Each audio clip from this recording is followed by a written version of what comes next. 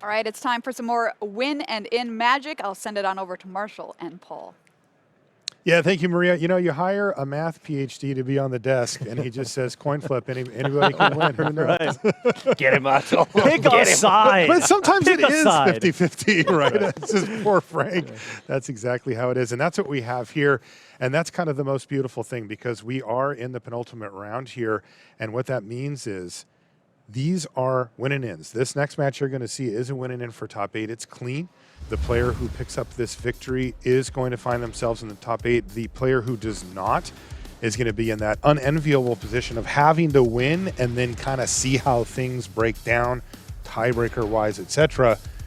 And we've got Timo Bertram versus Alex Rohan here, and it looks like they are ready to go for game number 1. Brute Scale Combo versus Boros Energy, Paul. Close matchup according to Frank. Yeah, apparently exactly 50-50, but of course that could just be an amalgamation of all the different variation flavors of the Brute Scale combo decks. You know, when I spoke to Eduardo Sajkalik about his version of the Brute Scale combo, I asked, you know, what's the deal with the Writhing Chrysalis? And he went, well, it was exactly for this matchup. It was for Boros Energy.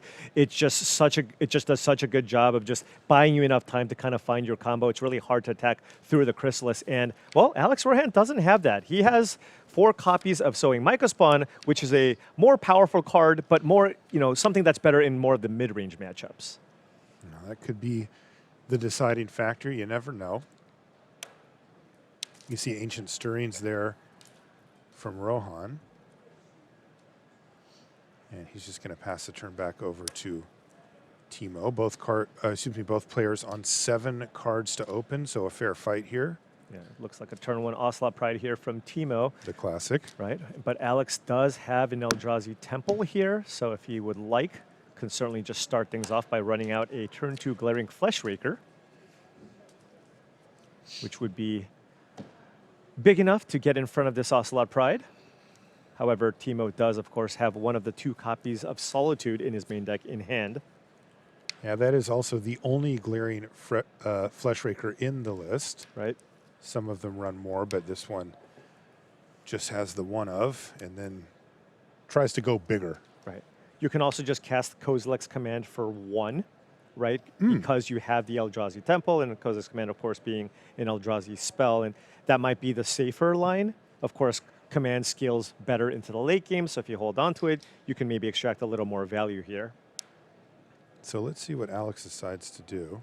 Oh, it looks like he's going to go with that line. Because Right. you don't want to start getting hit by Ocelot Pride. Yeah, and there's no reason to, you don't have to fire it off right away. There's no instant speed way to kind of protect your Ocelot Pride here. So Alex certainly going to be looking to fire off this Kozilek's Command here on the Ocelot Pride. Okay, now Alex is going to go ahead.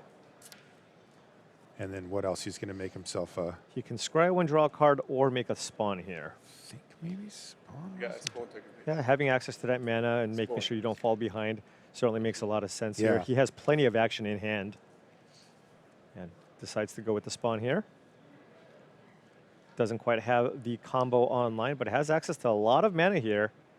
Right, at least 4 mana just on the battlefield, Grove of the Burnwillows, and of course can get that Sowing Mycospawn in play soon as well. And just a bombardment, so no creature here turn 2 for Timo. Would have loved to play something like an Ajani Nakado Pariah.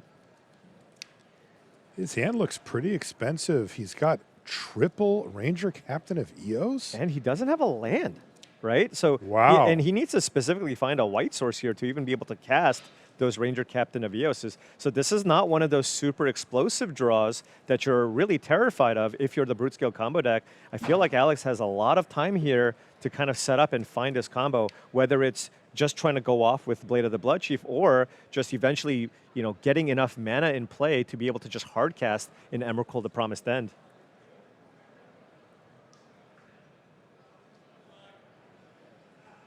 Yeah, one of those Ranger Captains probably earmarked for Solitude duty at some point, but right.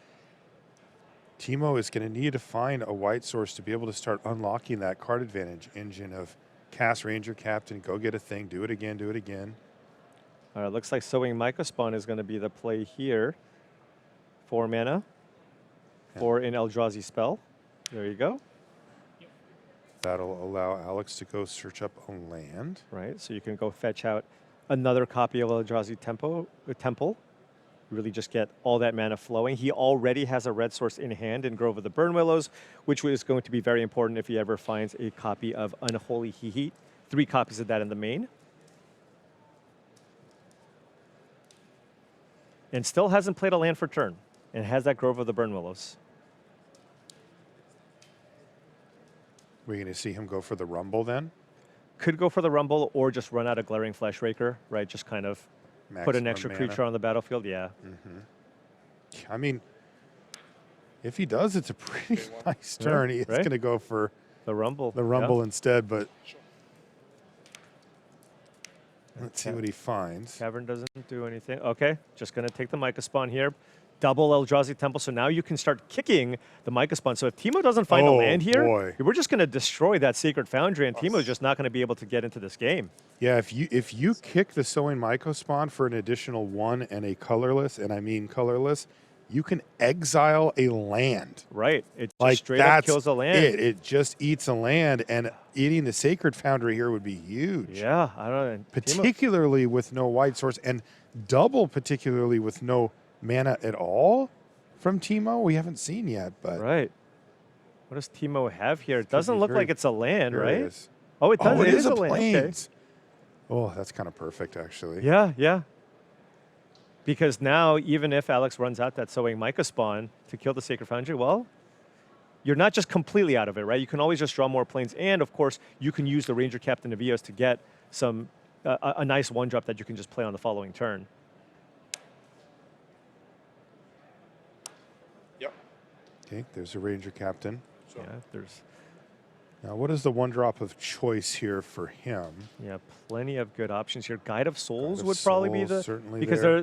the thing that the Brute Skill combo deck's really good at is kind of mucking up the ground. You get Okay. a bunch of spawn tokens or whatever. So Guide of Souls gives you that reach, gives your creatures flying, and that's where a card like Writhing Chrysalis would have been very, very strong in this matchup. Makes sense. And that is exactly what he's chosen, that Guide of Souls. But I'm Boy, just that want- plains was nice. Yeah, no, it was huge. I'm just wondering if it's going to be enough, right? Alex is sitting at 20 life with 2 Eldrazi Temples in play, can play out another Sowing Myca Spawn, get another Temple if he wants, and Timo just needs to find another land next turn to even kind of stay into this.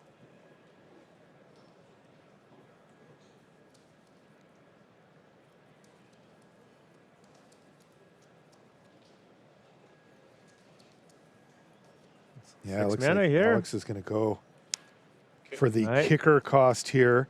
That's going to take out Sacred Yep. Foundry. That's brutal. Just keep getting mana here. Now we're getting to the point. I imagine if Alex just naturally draws Emrakul the Promise, then he should be able to cast it by now, right? I mean, we have 9 mana on the battlefield already, Yes. and there must be enough card types in the graveyard he with would need Kozilek's Command. 4. Right, so he has Kozilek's Command, which counts as 2, Yep. Grove of the Burnwillows, and Malevolent Rumble. So that's 4. Well, And an Urza Saga, just for a little bit extra value. You can use this to make a couple of constructs here just to kind of muck up the board. Ooh, double Saga. I mean, hey, that's also just a win condition, right? They work very, very well together. And you got a Blade of the Blood Chief you can play out too, which is an artifact which grows the constructs. jeez. These turns for Alex Rohan have been absurd. Yeah, I mean, that is the power of Eldrazi Temple. That's what I keep thinking too, Paul. Just look at that temple. He had one, searched up another, and now look at his board state. Right, and I mean, he's still sitting at a healthy 20 life here. And he's also knocked back Timo Bertram off of one of his key dual lands. Yeah, I mean, it's a rough spot as a Boros Energy player when your Brood Scale opponent's the one who's actually sizing up attacks here on turn number 4. That's right. Alex Rohan sitting at a cool 20 life. Right, he's like, Can all I right. chip in for 3? Yes, I'll get I in for guess I 3. can. And Timo, of course, very likely to take it here, unless he's looking to play an attrition-based game. Now, he does have some interaction. Got that Galvanic Discharge in hand along with the Solitude. 15. And with that in mind, he's going to go ahead and take it. Right. Excuse me, and maintain his board state. Really would love to continue finding lands here for Timo. Did not. Found Voice of Resurgence, which is a nice combination with Goblin Bombardment once you can get it to attack, I was on 18 and he was on 20. as it does make demobilized tokens, there's and then a you can just fetch. sacrifice them with the bombardment. Fetch to 17, This is a gain 3/3. 1 to 18, take 3 to 15.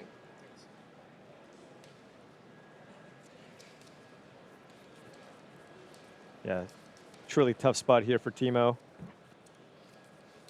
It's Guide of Souls, Galvanic Discharge, and Solitude possibly. It just lets you play the most number of spells for the turn. Deploy things. But Alex is just ahead so much on mana here. All magic play here. You can pretty easily just attack with the both of the Micah Spawns next turn, as the Urza Sagas get turned on next turn, and you can just make a pair of 3/3s. All magic play areas remain open until And then do it again. And then they'll become 5/5s, and then you go fetch artifacts with both, so they'll be 7/7s. Wow. So he'll have 4 7/7s in play over a 2-turn cycle here. Yeah, I was going to say, you know, these Myco spawns, they're just 3/3s. It's not that exciting. Right. He's almost out of gas here with the Blade of the Blood Chief and a Glaring Fleshraker kind of just hanging out. So you're thinking, well, maybe that's it. Right. But no, it's not. Yeah, close. Urza Saga, Urza Saga times 2. can win the game by itself here.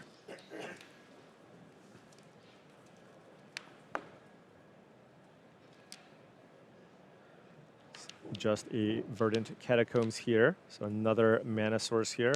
Right? Might see that go ahead and fetch the 1 commercial district in the deck. There's a second Blade of the Blood Chief. Okay, and that of course adds to the artifact count. Right.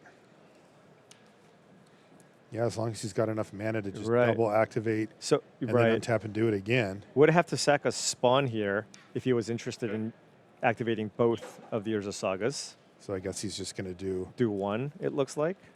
Oh, well, he has a Verdant. Oh, he hasn't played a land for turn Yeah. yet. Okay, so yeah. he can still do all of So it. would need to then get an untapped land here off the Catacombs. Sacrifice this, triggers. Oh, my. Sacrifice this, trigger. Resolve. Yeah, Yeah. right. Hey, I mean, this is You know, putting you on a 2-turn clock here. sure is. Use the floating mana to make a construct. And Alex says he wants to use this thing to make, Make a a construct. Okay. Has a Catacombs to make another one. Fetch. To 19. Down to 19 he goes. Has a forest to get here. And doing this all ahead of time so that the constructs cannot die to a galvanic discharge, right? Because if you do it now, all of a sudden the constructs are both 4/4s. And discharge can only do 3 damage currently. But if you try to mess around with it, there may be a window for Timo to snipe one of them. Right, If exactly. you let him untap with his mana. And Alex, knowing that he's far ahead, just kind of doing, okay, is there just anything crazy that can happen here with Goblin Bombardment and Voice of Resurgence? What should I keep back? Do I play it safe and just attack with 1 thing, 4. giving me 3 blockers? It looks like that's what Alex is planning to do here.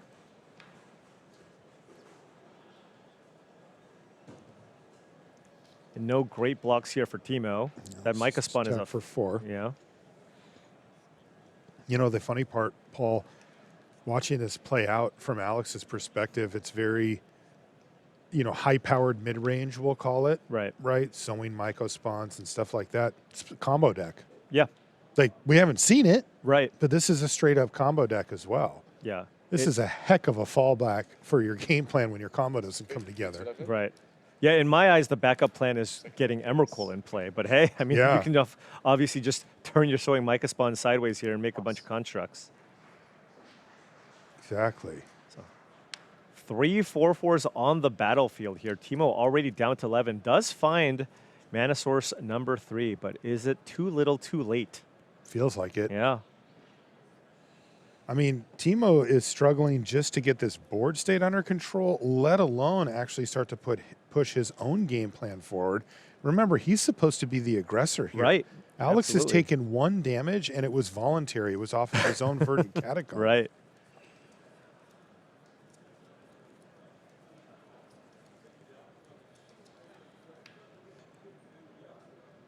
So similar options available here as the previous turn. You can either go Guide of Souls Discharge plus Solitude, or I suppose in this turn you can also just run out another Ranger Captain of Eos to put a 3/3 in play, but it's kind of a tough spot. Now, Timo does have Solitude, so you can't, before those constructs get completely out of hand, this turn you can go Solitude, a construct, and then use Discharge to kill the other one before Alex can untap and make a couple of additional constructs for the following turn. Well, that would be really great because once he makes the additional constructs, the ones that are already there get bigger, and Right. then there's the 2 artifacts that you mentioned before, Paul, and that'll grow those 2. If he can take out these 2 constructs, it means the amount of damage he takes next turn is far fewer. And Timo has to be also mindful of the fact that Alex can just fetch out a Vexing Bauble. So if you want to get that Solitude in play, you need to do it before the Urza Saga's trigger. Because you search, and then immediately once the Bauble is in play, well, then you can't cast Solitude anymore. Now it's too late. Guide 5. Okay, well, he does resolve another Ranger Captain, Right? Okay. and he grabs an Ocelot Pride, but I don't think he has the mana for it. No? Had to play the land this turn just to even cast the Ranger Captain of Eos here. But maybe it'll be food for the Solitude or Right. whatever. Yeah, I mean, if you go Solitude on a construct and also attack with Voice of Victory, that alone would also deal 3 damage to a construct if you'd like.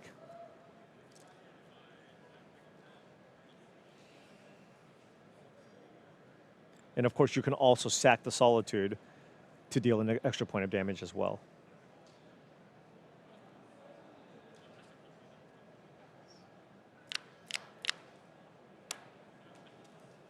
Yep. And we're going to see Solitude here.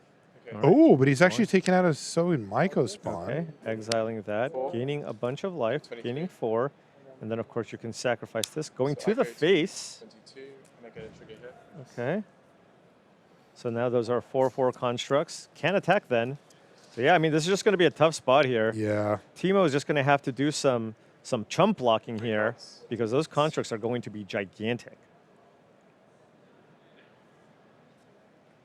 You will have a pair of 7/7s if he chooses to make constructs off both of the Arza Sagas. Oh, Did he just put his hand face up? yeah, well, because he ripped Kozilek's command with Glaring Fleshraker and is kind of just indicating that he just has it here. Slice him, but I can get the mic from the mic. Timo does not seem impressed, says, go for it, do your thing. Alex is just saying, I kill you, but Timo says, I'm not sure about that. Why don't you just show me? Yeah. Just go through the motions It's here. generally not a good idea just to let your opponent show you some cards and say, okay, we're done here. You Right. just want to make them do it. Like, You also just might mess learn up. something, remember Yeah, something, sure. you know, as the opposing player. Absolutely. Okay, Haywire Might. Another one on the sack still. I've just also seen it too many times where somebody said, yeah, I got you here. And you go, Right. okay, do it. And they go, Like, oh, yeah, I know. there was Maybe- something I forgot. Maybe I don't got you. Yeah. That being said, I think Alex got him. Alex probably does get him. Yes. This is not Yeah. one of those situations. He seemed very confident there. And we are currently in round 15 of the tournament here. Okay, he's going to use his Haywire Might to kill the Goblin Bombardment. Yeah, remember, Glaring Fleshraker plus Kozilek's command, I mean, that just itself deals a ton of damage because every token that enters a battlefield allows you to deal 1 point of damage, as you can see here. Whenever another colorless creature enters the battlefield under your control, this thing does 1 damage to an opponent. Right. So you run out the Glaring Fleshraker and cast a ginormous Kozilek's command here. Which you also get an additional. Right, off the Spawn. Fleshraker itself. Exactly. And then the ones from the thing, they Right. all trigger, And you can also use this to kill one of the creatures in play. right? And of course, an additional little bonus is that every time one of these creatures dies, anything with Blade of the Blood Chief gets bigger and bigger. Right. And then also just, you're playing as Boros Energy. I mean, and you're at 24. Like, Yeah, what this can you even do, even if this gets you extremely down over. to 2 life, right? Right. Big command. K command. Oh, not playing the Flesh Raker. Just want to double check. So Might float this construct. I think it's with Yuya. 2. So let's just Okay. cast. So And remember, you can also sack all of these tokens here to grow all the creatures equipped to the blade. Right, exactly. So I had 132 mana. So yeah, now Alex going, well, you know, maybe this was not as quick and obvious as I thought. Kind of going through the motions here. 4 mana this time. Yeah, Alex can see that the pieces are here, but there is some work to do Yeah. yet. Still need to execute the game plan cleanly here. I think it's with 3, yes. Yeah. Okay. So I'll just exile this, make 3 spawns.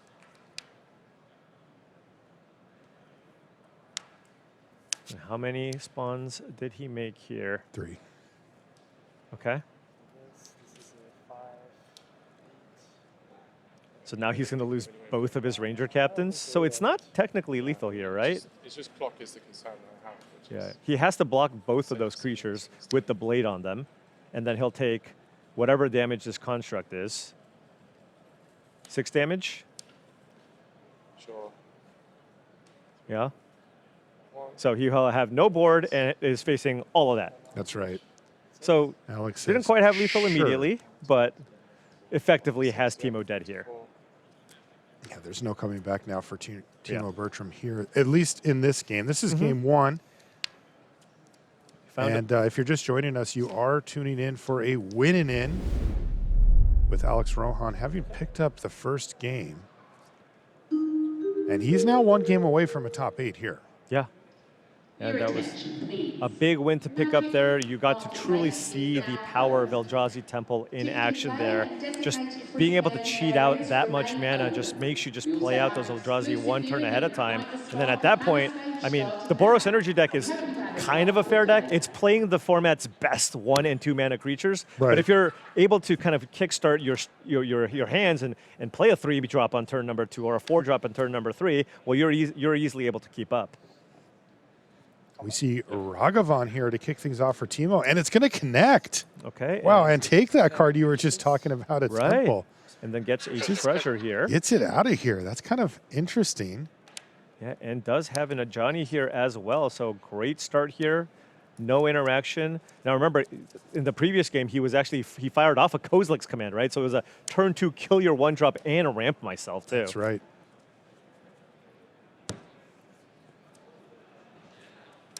Yeah.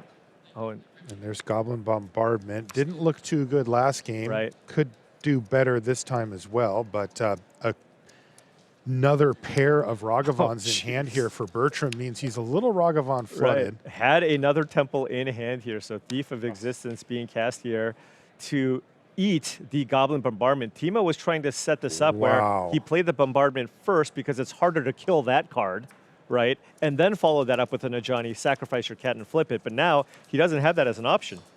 That plan fell apart very quickly. And I don't know if you caught it, but Timo had a bit of a head shake there. I mean, it's rough. I mean, it's a turn 2, 3, 4 that killed your enchantment. That is extremely difficult. 16? And he has multiple copies of Legends in his hand. Now, drawing multiple Ajanis is not the end of the world, of course, because you can just sacrifice one and that would trigger the Planeswalker effect of the other. But the second copy of Ragavan, of course, is a little redundant. Yep. In fact, might actually use the treasure here to play out the other one. That's the wrong one? That's still the wrong one. 2-1, please. 2-1, 2-1. All kinds of 1/1 Ocelot Pride tokens here. And here we go. We are going to see the second Ajani. Ragavan is a red permanent, so when you make the cat, you will be able to deal a bunch of damage. And actually, this is going to be enough here. So this is a really great turn here for Timo. This is a turn. Because the Ragavan was able to connect, you get to make another cat here and you kill the thief. So this is huge, Wow. And that means another Ragavan trigger as well. right? And it's just another land, this time not an Eldrazi Temple, but still. He'll get a treasure token for his troubles. And that was a nice sequence there for Timo Bertram, perhaps putting himself back into this match with that turn. Yeah, I mean, just that extra mana generation from the Ragavan with the treasure. I mean, we're looking at 8 damage coming in here next turn.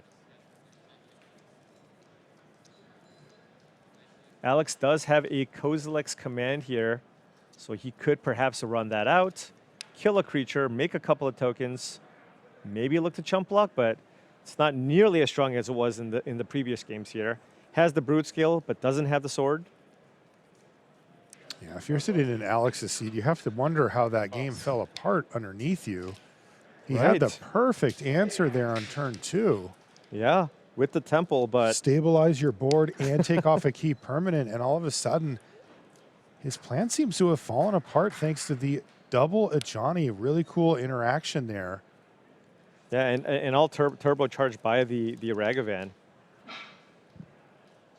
It's weird because I think most people recognize Ragavan as, you know, one of the best one-drops around, the type of card that's really scary, especially on the play. It just never, ever seems to actually do this. Right. You know, it's Yeah. like it gets killed, it gets blocked, something Right. happens. But when it connects 2 times in a row, this is the type of stuff that it can enable. Yeah. And we're going to see it finally get killed here. Kozilek's command. Oh, and just for 1 here, okay. Just for 1. Block here. And blocks. Full damage. Sack. Exile draw. And then, okay. Kill another token, so minimizing the damage you take because you I can take still 2. cast it for 0. Block, yeah. And then still drawing a card. So very, very good against these tokens. Still going to take a bunch of damage. Ajani will still be able to allow you to make another token. Of course, before you do that, you want to run out that Seasoned Pyromancer first, just to make sure that you have that red permanent in play, just to go to the face with the Ajani.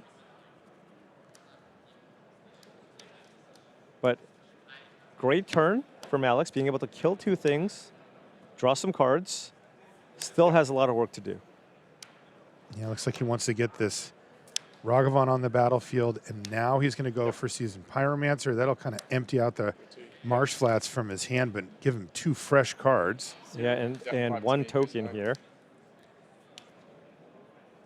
Oh, it discarded 2 lands, excuse me. Okay. So, I mean, this is a lot to handle here. I don't know that Alex has enough. Doesn't even have a land drop for turn. Oh, Drupa Seiju. Doesn't deal with the Ajani, though. Yep. And there you have it. The power of Ajani. Wow, we really got to see both decks doing kind of the, not the top end of what they can do, but a really solid version. Yeah, With Ragavan there hitting on turn 2 and 3, opening up the floodgates for Timo. Yeah, but this time Alex is on the play here. And once again, has an Eldrazi Temple in hand here. So things, you know, this hand's certainly looking much, much better. You can even wait. You know, with Guide of Souls on turn 1, it's not like Timo can get enough energy and play on turn number 2 here. So you can probably wait on that Whip Flare at least 1 turn. You see an Urza Saga, looks like it got surveilled into the graveyard there. Yeah, looking for maybe more immediate action here. Has access to a Springleaf Drum. Probably just passing here and just kind of hoping Timo Wow. plays out in a Johnny or something, right? Just to be able to wipe up the board here. Yeah, Timo, is he going to see this as the green light? Or is he going to see this as, wait a minute, that's all you did? Yeah, and it's actually interesting because Timo actually has a Johnny in hand, but he also has Voice of Victory. Oh, And okay. against a card like Whip Flare, Yeah. Voice of Victory is significantly stronger. Yeah, that extra point of toughness going a long way. Yeah, so actually attacks first, doesn't need the extra energy. And then probably going to play Voice of Victory here. Yeah, so good sequencing here from Timo. Not keeping himself vulnerable to an instant speed removal spell, end of turn. Or the Whip Flare. The Whip Flare would only kill the Guide of Souls here. And he could have done that last turn if that was his wish. But he went for the Springleaf Drum instead. Maybe, as you said, Paul, hoping to get an extra target. Right. Timo does not cooperate. Now, Alex's hand doesn't really have a whole lot of action, right? It's got the Sowing Mica Spawn, and that's kind of it with a couple of interactive spells. Delighted Halfling a little bit late here.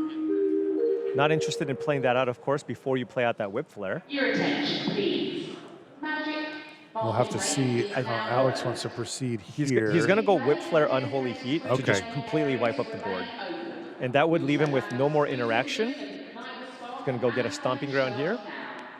Or excuse me, with the Delighted Halfling, sure. And then also the Unholy Heat. Right? Yeah. So this gives him access to a lot of mana. So now he has access to 5 mana. Next turn, can play the Gemstone Caverns and then actually kick the Sowing Mica Spawn. And that's basically it.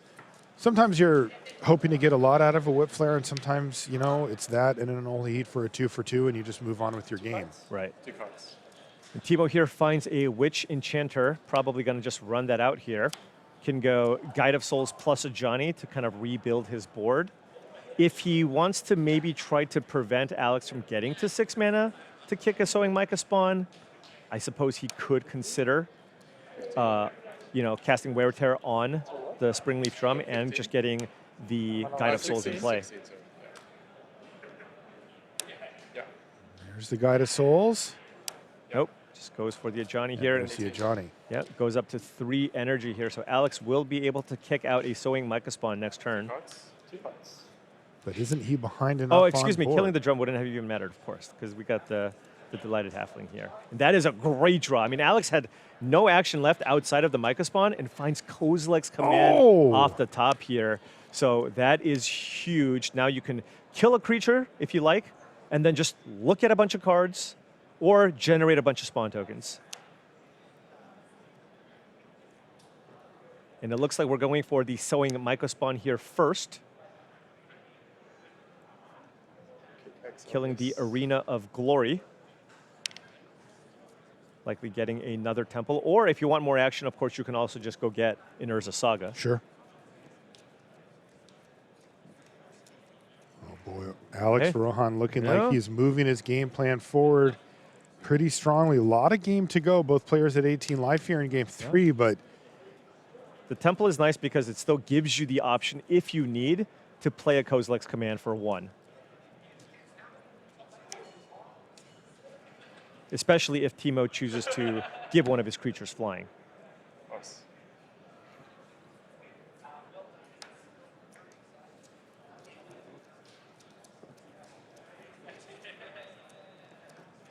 One also really important thing about Kozilek's Command is that it exiles the creature, meaning right. if you target the cat token, it would not trigger a Johnny and it would not flip.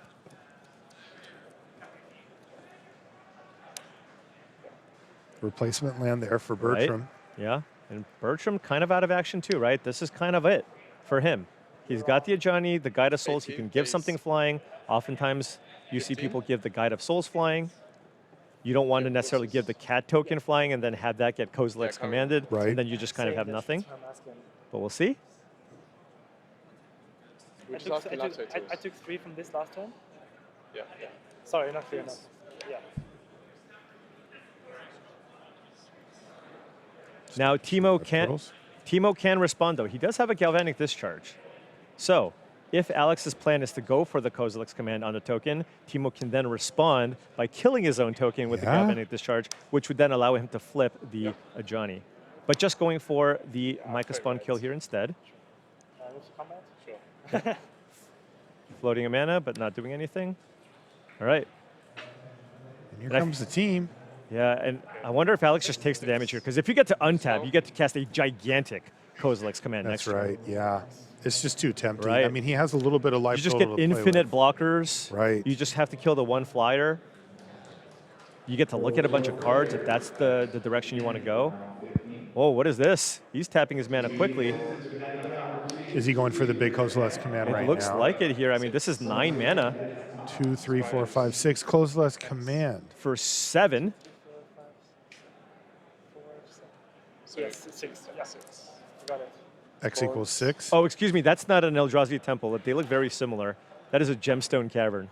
Ah, So it's for 6. So still. makes a bunch of Holy spawns and smokes. just looking for more action here. The problem is if you get a Brute Scale or a Blade, you kind of still need to find the other piece.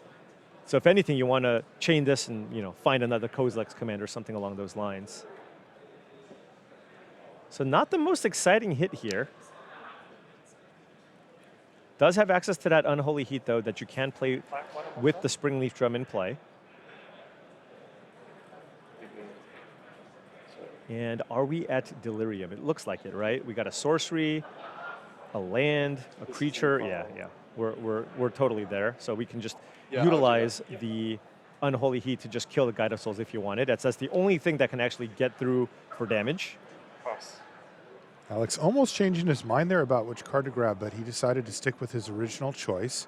Yep. He's now got 6 spawn tokens to soak up some damage or power out his next big play. Yeah, but there is a world where if he just draws a bunch of lands, right? I mean, he's still kind of top decking here. Now, Yeah. he's got a lot of great top decks, and that's, of course, the Eldrazi deck in general. You just have Right. a lot of expensive cards, but you can certainly miss here. So I'm gonna.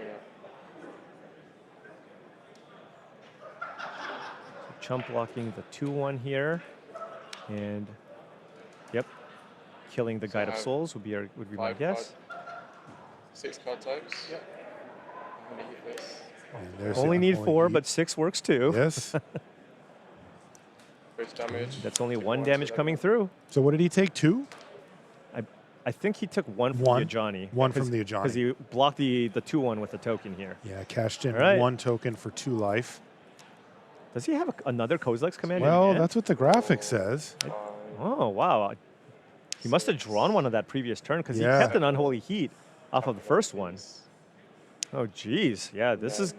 If that really is a Kozilek's command now, he can cast one and look for a blade here with that Basking Brute Scale in hand because he drew the Brute Scale, right? He did. 7, 12, 10, yeah.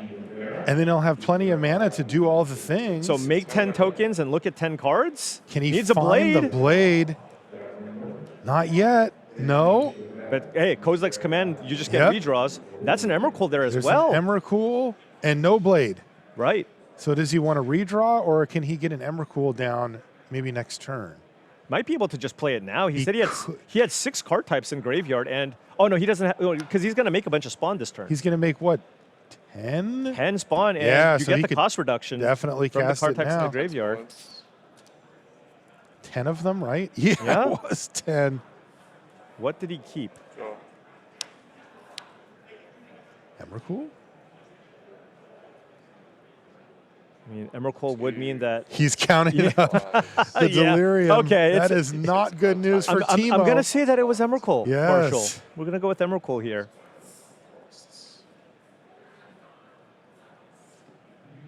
And this would be devastating for Bertram. Unless it's just another Kozilek's command. Yeah, all he can do is sit still and see what Alex Rohan has in mind. How far do you want to go? 10 here. Currently has 10 spawn. 4. Exile this. Oh, okay. Okay. He is going to, in fact, go for the Kozilek's command. This is now going Right. to exile Johnny Nikotl Pariah. Yeah. And how many more? He already scried about the cards that he wants on top, and now there is the Emrakul So he just on gets the to do battlefield. it all. He gets to do everything. I mean, presumably, you got to sack a large chunk of those spawn tokens. but Yeah, hey, down to 1, and then he's going to pass the turn. But as we know, Right. this is the fun part for Alex Rohan. He Right. gets to control Timo's turn. yeah. So that's at least going to eat this cat token here, He just can have it attack into the Emrakul. right? And then, of course, Timo would get his own turn here. With his board and presumably hand decimated. Right, and a giant flyer. And remember, Alex still has, I believe, other cards that he kept on top. He did. I think he kept 4, So it could have been a blade or something along those lines. but he just knew he could right. keep the Kozilek's command in hand and then still have the Emrakul on top. Yeah. Draw it. Chaining the And commands. this is going to be Alex Rohan. Controlling Timo Bertram's turn here. This is still end step, I suppose. And Alex Rohan has made every single day 2 of every single Pro Tour that he's played in. Has done incredibly in the limited portion, constructed maybe a slight weakness. But if he gets this one, this will be his first Pro Tour top 8. That's right. And this is, since we've started keeping the stats a few years ago, he is number 2 ranked limited player on Right. the PT. Like, Yeah. he has absolutely. earned this. And also, I will remind you, the top 8 of this event He needs to target. is in booster draft, his favored format. Right. And Alex Rohan is perhaps a turn or 2 away from securing that first top 8. Now, you do notice that their records are different, Paul. 11-3-0 versus 11-2-1. if Timo were to be the one to lose here, he's still in a better spot for top 8 with the win next round. Right? Yeah, I imagine he would be close to a lock, depending on how things break down. But 12-4, some people usually get in. At 12-3-1, you're going to be ahead of all of those people. That's right. So there is a chance still for both of these players to be in top 8, but it is looking ever closer like Alex Rohan is going to be the one who gets there right now and locks it up guaranteed. And there it is. Alex Rohan picks up the win, flexes his muscles, and why not? Right. He's heading into the top 8. Congratulations, Alex. Yeah, the power of the Eldrazi deck. Everything just completely changes when you find that Kozilek command. You can see his teammates there rooting him on, thrilled that they have a team member into the top 8. Big smile for him, and I like the flex too. That was pretty, you know. I appreciate a good flex. Yeah. Well, I probably shouldn't do that with you. I might get you to like break one of your suits or something if we get into a competition. Great stuff from him, though, and like I said, really going to be somebody to watch out for tomorrow with that incredible draft record. Oh, right, absolutely. So we have Eduardo Sajglek, limited master, but also Alex Rohan, second highest limited win rate on all people who played in this Pro Tour. 71%. That's crazy. At limited. That is a fantastic win rate. We're going to take a short break here from Amsterdam. When we come back, though, more win and in action for you. Don't go anywhere.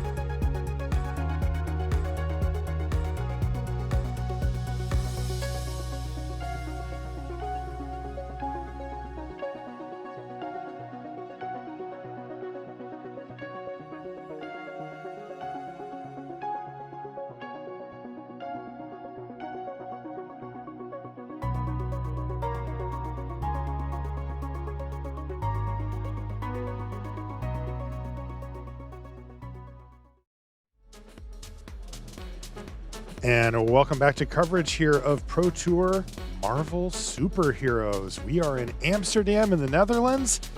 It's a beautiful city, and it's beautiful inside as well. Look at all those Magic players playing in the Pro Tour, playing in the other events outside in the Magic Con, and overall just enjoying themselves here. Thank you so much for joining us here from Amsterdam. I'm Marshall Sutcliffe, and this is Paul Cheon, and we've got win-ins for you. We are filling up those seats quickly, as remember, any player who reaches the 12 win mark by this round automatically queues, and that means we've got two 11-3 players here. Ken Yukuhiro versus Mattia Oneto.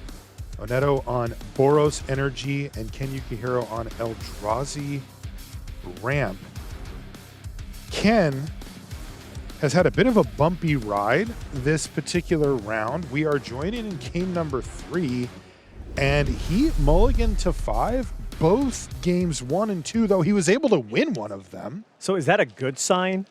Right? If you Well, were it's a able good sign because he's on 6, which he's not used Right. to. It's more than he's used to. And Mattia's on 6, but I'm just wondering, Mm-hmm. is that a sign that perhaps this might be a decent matchup, given that he was at least able to steal one of those games? Yeah, I would take away from that. I mean, mulliganing to 5 is, 6 is one thing. 5 is tough.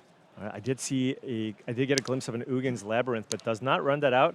Instead, just has Fanatic of Ronus, which, hey, blocks Ocelot Pride very well. 2 mana, 1/4. Combos very, very well with, of course, a Slumbering Trudge. If you can get that in play turn 1, followed by a Fanatic of Ronus, all of a sudden you have a ton of mana available. Ken Yukuhiro kind of feels like he's always on the door of a top 8. Sometimes he's in, sometimes he's not, but it's like He's always in the mix. So common to be like, oh, let's go to this table and watch it win. And oh, look, there's Ken there again. It is. I mean, that's what it takes. The man has 8 top finishes already with a really good shot at getting a 4th. Oh, excuse me, a 9th. It's really, really hard to go 11 and 3 at a PT. Like, Absolutely. talk to pro players and they'll tell you that doesn't happen that often. I guess unless you're Ken Yukuhiro. So there's a Green Sun Zenith here. So you can Green Sun Zenith for 1 to get that Slumbering Trudge. That would actually net you mana, because then the Fanatic of Ronus would tap for 4 mana. I also see a Malevolent Rumble here in hand for Ken Yukuhiro.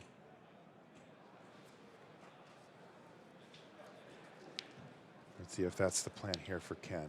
Yeah, I wonder Looks if like he has maybe another option.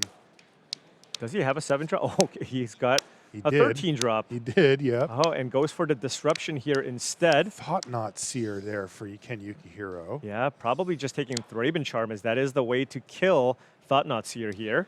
What else does he have? Ragavan and An Orim's Orim's Chant. Very interesting Oh. card here. Trying to shut off a key turn here. For Right. Ken. Yeah. But hey, But that looks a little desperate. that's, I mean, that not only that, I mean, it's just kind of tough. You look at this board, you just can't attack, and you still get the 4 mana here from the Thought Knots here. You can fire off this Malevolent Rumble. Is that an Ulamog? It is old school Ulamog. The Ceaseless Hunger? Wow. All right. And well, by the way, I he's already got 2 like mana this. floating here Yeah. too, right? I already like this deck. I'm liking this deck even more. I thought the primary win condition was only the Emrakul's, but also an Ulamog here. So he got 4 mana, right? So he's paid 2 for the he's got Malevolent Rumble, 2 green and then he'll floating. have 2 green, and then he'll also have a spawn. Okay. Correct. So 2, 3, 4, 8, 9. If he just plays a land next turn, he can just hard cast Ulamog. And that Can you beat that? that I would don't be think game. so. That Yeah. would be game. Yeah. Right. An indestructible that takes out 2 threats or 2 lands or whatever. And Mattia knows about it, so he really Well. wants to just find a kill spell here for Fanatic of Ronus. Or perhaps the Thought Knot Seer. Maybe another Thraben Charm? Galvanic Discharge wouldn't do it here.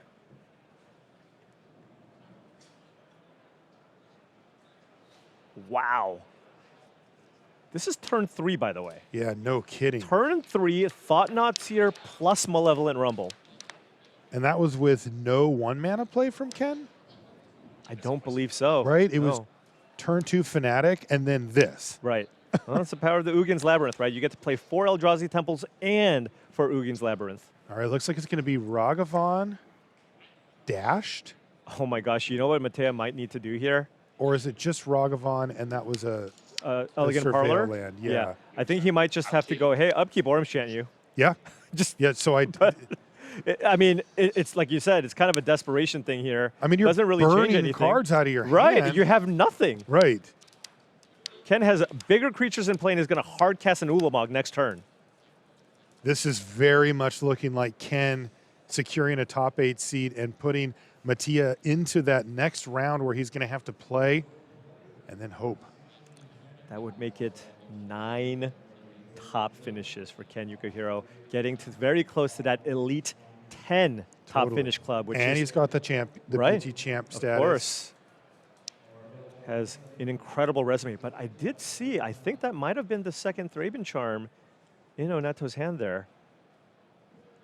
That would certainly slow down the mana production, right? If you kill You're the right. Thought Knots here, you get the card back, and the Fanatic only taps for 1 mana. So then you would only have access to 2, 3, 4, 5, 6, 7. If you play a land, that's still 8. Even if you play an Eldrazi Temple, that's only 9. So you would be 1 mana short.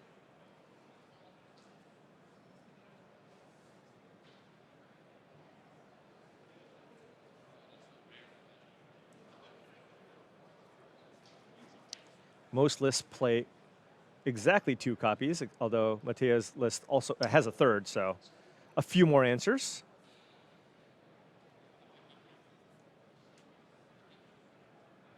I imagine you start things off here because you get a redraw here, but actually killing the Okay. mana ramp creature. Remember, It's tempting to kill the Right. Thought-Knots here, but then the Fanatic can get turned back on. right, later. Fnatic has Eternalize. Exactly, that too. Right. And that And is remember that Ken has Green Sun Zenith in hand too. and it looks like he's maybe setting it up for 3. No, he's just eternalizing the Fnatic. So hey, that just gives you access to that 4 mana again. So Man. that's why I kind of like killing the Thought-Knots here. But Yeah. And you get the card. Yeah, Ken seemed very okay with that. right, he's transaction. like, okay, I mean, you're not attacking me, so Right, I'll just do it again next Right. turn. We'll see you in a minute. right. And so you're falling behind again. The Orms chant was just kind of you're down a up. card. right. Yeah. And remember, both players mulliganing to 6 too.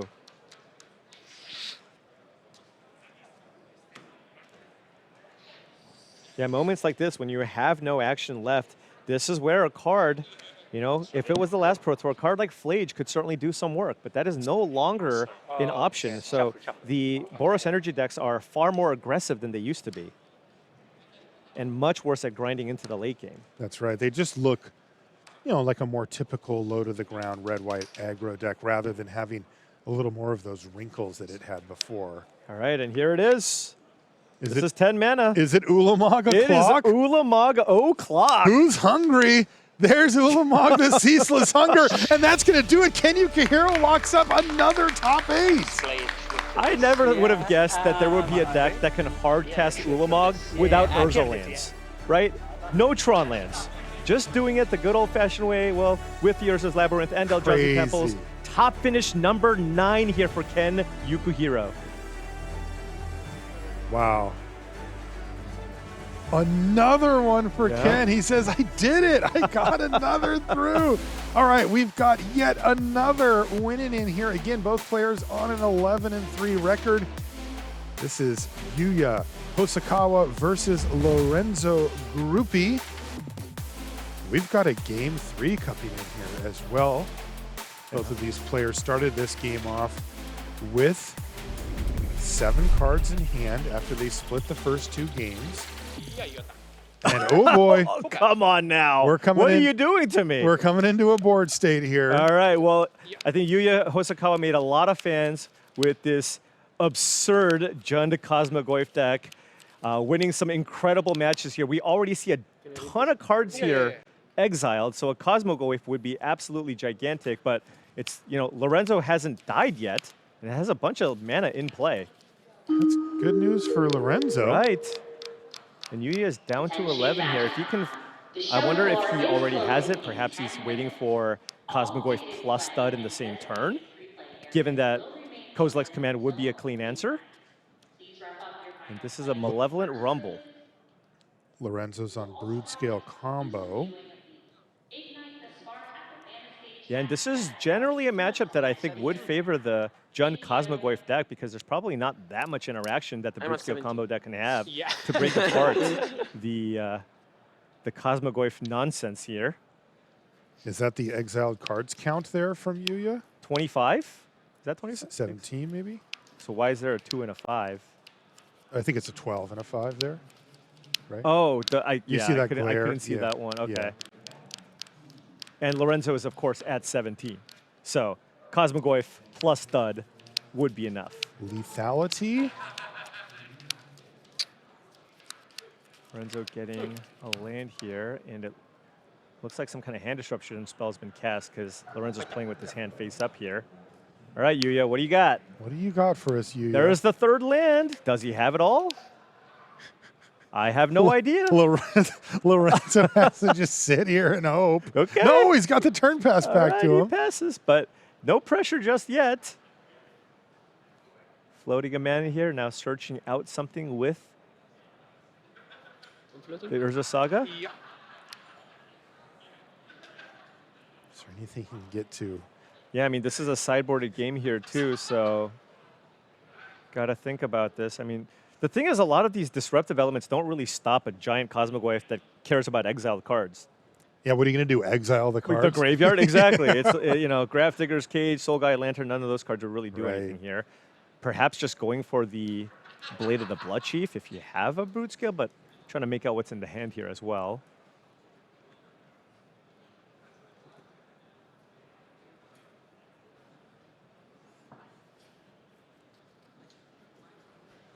Lorenzo's forced to just keep trying to push his game plan forward with this looming threat of lethal. Yeah, I'm just assuming Yuya has at least one of the pieces and is just hoping to draw a plunge or perhaps the Spoils of the Vault to try to find the missing piece. I'm getting a Haywire Might. Hey, that's actually irrelevant here because when you sacrifice it, you gain life. So right now, there are 17 cards exiled. Not quite enough, right? As you can gain 2 life when this dies. So this would prevent Yuya from just straight up going Cosmogoyf into Thud for lethal. And he does have a target for it in his own. Vexing Bauble. Vexing Bauble, right? So. As long as he keeps up a green mana. Does he have a green mana here? No. No. Is that a Boseiju? I see a Boseiju as well. Okay, there's a Springleaf Drum. So now has access to green mana, and I believe that's also a Nature's Claim in hand? Yes. So that is another way to gain life. So maybe Yuya actually has the combo and needs to find a way to just exile more cards to set up a lethal Thud. And I mean, Yuya is down to 10 life here. Okay, 2 mana. Is the combo falling apart for you, Hosokawa? It looked pretty good when we came in. Well, when you have everything. Okay, that is the plunge. 7. Down to 3. Doing it for plunge 7 into here. darkness. And that should be enough here to fight through both Nature's Claim and the Haywire Might, right? Because you can gain, what, 6 life off of that, go to 23? And right now we're on 17, and he's exiling 6 cards. Right, so or that 7 part's cards. covered, but assumedly he still needs to find one or both combo pieces. Right, we have no idea what's in Yuya's hand here. And he's taking his time here, so that's not... Summoner's Pack. Right. Okay, So I mean, that would be probably that he already has the Cosmogoyf then? Right, is he looking for a Thud? We already see a Thud exiled there. Oh, I see So it. only 3 left in the deck. Yeah, he did not take the Summoner's Pact. So it's +6. Yeah. So 8, 23? excuse me, 23. 23, so this would... No like- Cosmogoyf. Yeah, no Cosmogoyf. Lorenzo. Or Thud, right? Yuya We don't says, know. I need a Cosmogoyf. Spoils, uh-oh, are we doing it for 2 now? Oh, wait, no. He's trying to hit Thud, and that's not it. Oh, and he misses, and Lorenzo Gruppi gets the top 8 off of it. Wow. That die by the Cosmogoyf, live by the Cosmogoyf. And ultimately, it's Lorenzo who secures the top 8 spot. But as we mentioned before, that's going to be 11-4 for Yuya Hosokawa, which means if he wins the next round and his tiebreakers hold up, he could still squeak into the top 8. We don't know for sure. It looked like he was really close there, though. Yeah, absolutely. And I will say, I mean, this is probably one of the most entertaining decks to watch because, 5 minutes of the game is just mulliganing. You don't know what's going to happen, but the game ends on turn 3 or 4, no matter what.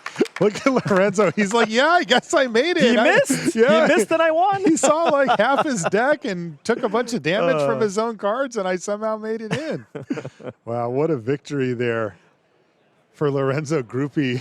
Incredible stuff as you see him get congratulated on the sideline as well. Paul, Modern can be a bit of a bumpy ride, can't it? Absolutely. I mean, just the swings are absolutely ridiculous. And you just see people winning in all kinds of creative ways, which is, part of the great thing about Modern. You can kind of pick your poison. You want to play an aggro deck? Go play Boros Aggro. You want to kill people on turn 2? Play that deck. That's right. Now, when it comes to this tournament, Paul, it's worth remembering that the players who are making the top 8, they are going to be playing booster draft tomorrow, not constructed. So this is kind of the last ride for these decks this round and the next. Yeah, absolutely. And when I talked to a bunch of the players kind of coming into this event, I go, did you change your preparation at all, right? The top 8 is draft, but I think most players only focus on the Swiss portion of the tournament. If I top 8, that's great. If I top 8, I'm qualified for everything next year, that's fine. But I want to focus the majority of my practice time into probably constructed, because you are playing more constructed rounds in the Swiss. But for all the limited specialists, if you can squeak in and make it into that top 8, we're talking about Rohan, we're talking about Shajgalik, they are probably thrilled that limited is the top 8 format here. Yeah, especially because of what you said. A lot of the players that we talked to were just fine with, I'm going to test exactly how I normally would. But that's because you think, well, if I get to top 8, that's a problem I'll be happy to have. Well, now you're here and you have it. So you might need to do some drafts a little bit tonight to try to get ready for it if you haven't yet already there, players. We're going to take a short break here from Amsterdam. We're going to be back in just a couple of minutes back at the news desk. Don't go anywhere.